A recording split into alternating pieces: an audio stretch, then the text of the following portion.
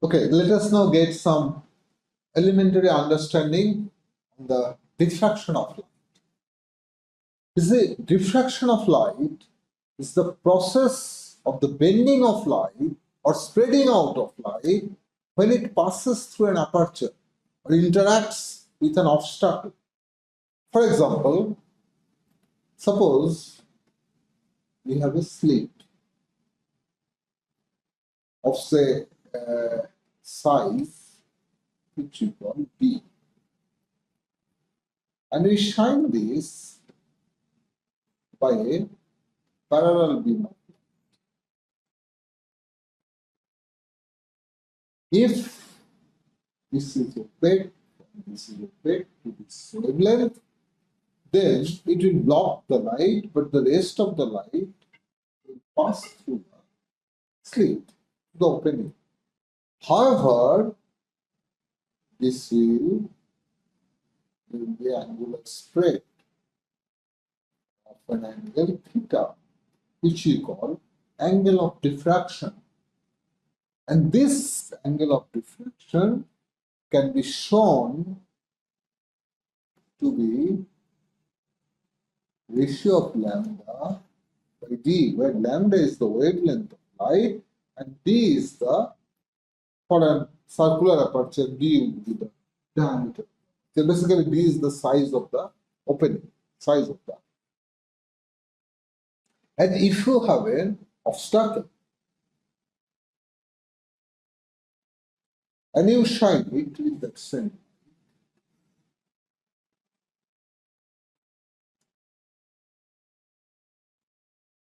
light, then light of course will pass through when there is no obstacle, casting a clear image, sharp image, the obstacle, where light cannot enter.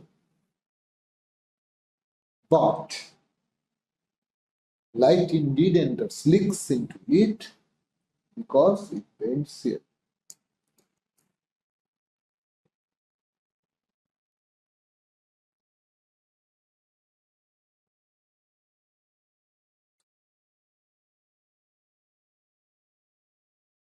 This is the size of the aperture. So theta is there, right? Now you see, if d far exceeds lambda, and this is normally the situation that we encounter in our nature. Most of the obstacles, regular lives, day-to-day life, their size is much, much more than the wavelength of the visible. So if this happens, then theta, as you can see, tends to 0. It is negligible. There is hardly any diffraction.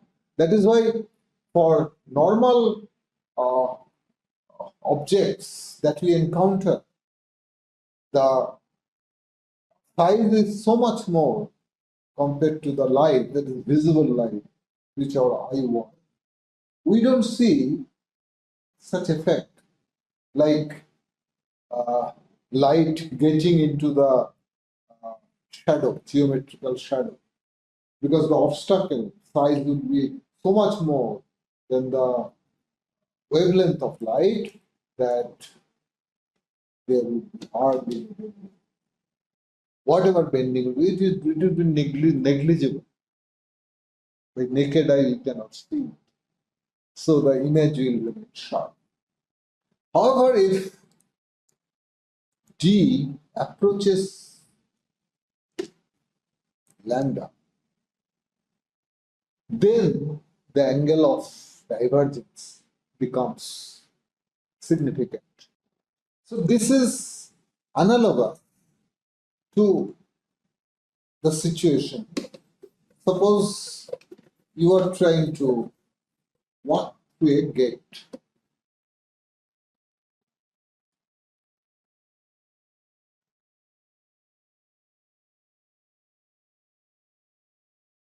If the gate is very wide, then you pass through it almost oblivious to its presence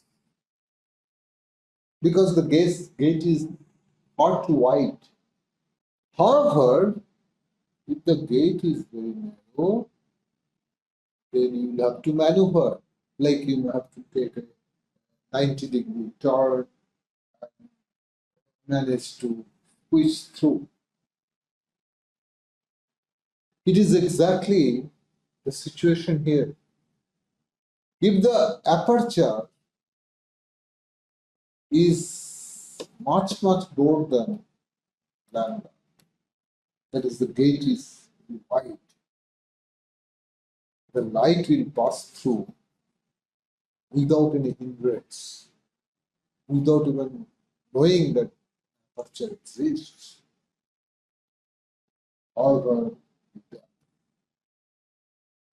much smaller, approaches the wavelength, then the light spread. See, you know the diffraction, principle of diffraction can be applied to tune a laser. So the principle of that actually comes from here. See, angle of diffraction depends on lambda. So suppose you have aperture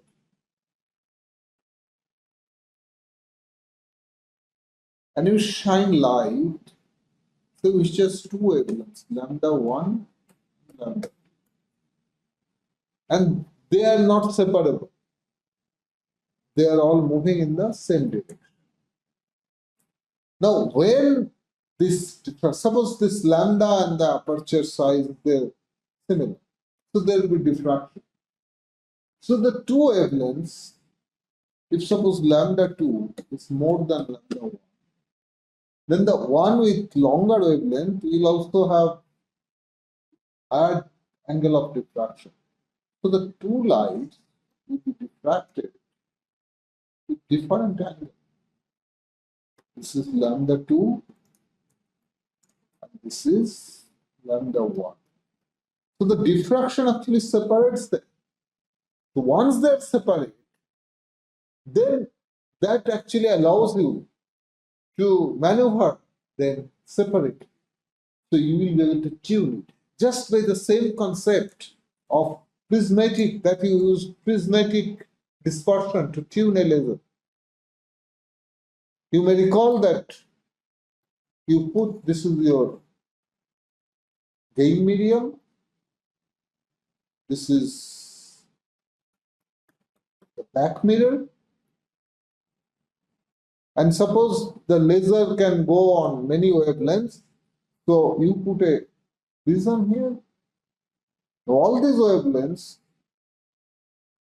which are not separable on this side of the prism, as they travel through the prism, they spatially split the different wavelengths.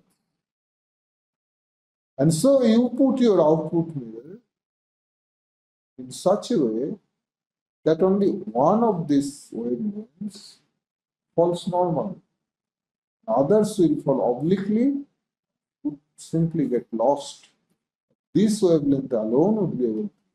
So you actually choose the wavelength, and by tuning either the prism or this mirror, you can select different wavelengths. So you can tune the laser. Exactly similarly, you can do the tuning of a laser by making use of the principle of diffraction. Basically, what you use, say, I consider the case of opaque obstruct. You can arrange them in a periodic number of multiple such obstacles.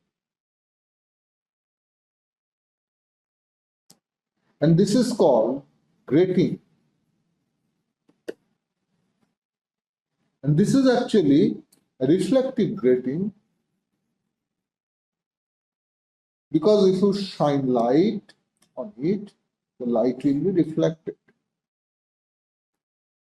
This is called reflective grating. Now if you shine light of two wavelengths, lambda 1 and lambda 2, so the two wavelengths will be diffracted in two different angles. So in the actual operation, how do you use the grating? You have your active medium, then you have, of course, mirror here.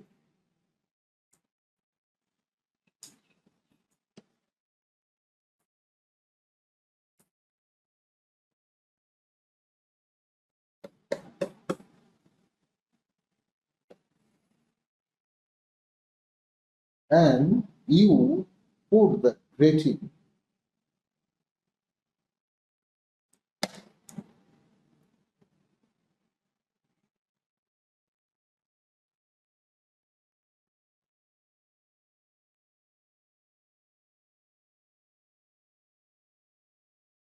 suppose you have number of them, say lambda 1, lambda 2, lambda 3.